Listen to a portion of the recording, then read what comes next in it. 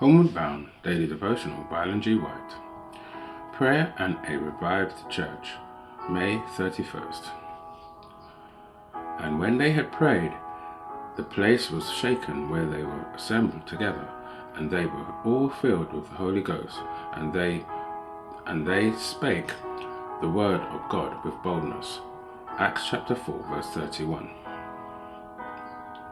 A revival of true godliness among us is the greatest and most urgent of all our needs. To seek this should be our first work. There must be earnest effort to obtain the blessings of the Lord, not because God is not willing to bestow his blessings upon us, but because we are unprepared to receive it. Our Heavenly Father is more willing to give his Holy Spirit to them that ask him than our earthly parents to give good gifts to their children.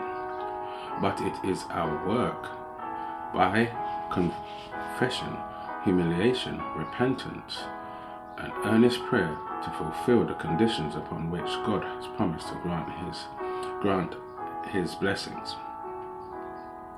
A revival need be expected only in answer to prayer.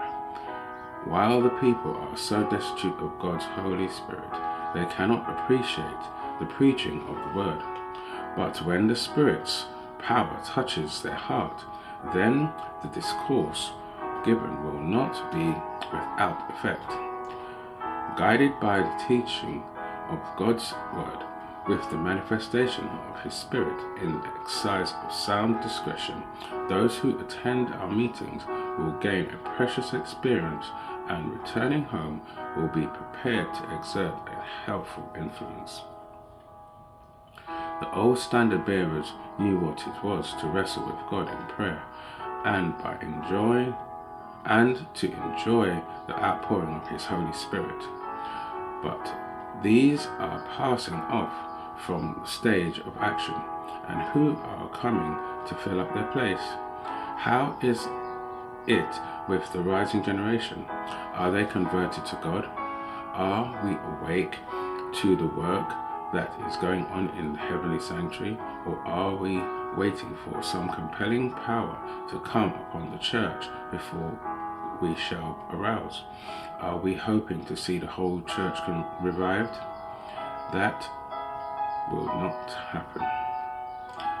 That will never come. There are persons in the church who are not converted and who will not unite in earnest prevailing prayer. We must enter upon the work individually. We must pray more, talk less. Iniquity abounds, and the people must be taught not to be satisfied with forms of godliness without the Spirit and power.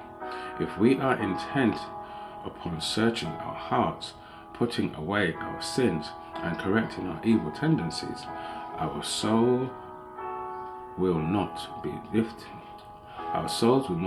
up unto vanity. We shall be distrustful of ourselves, having an abiding sense of our sufficiency is in Christ.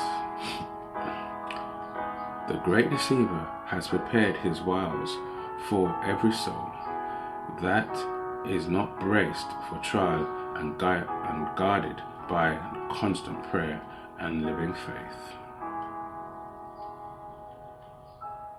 Homeward Bound.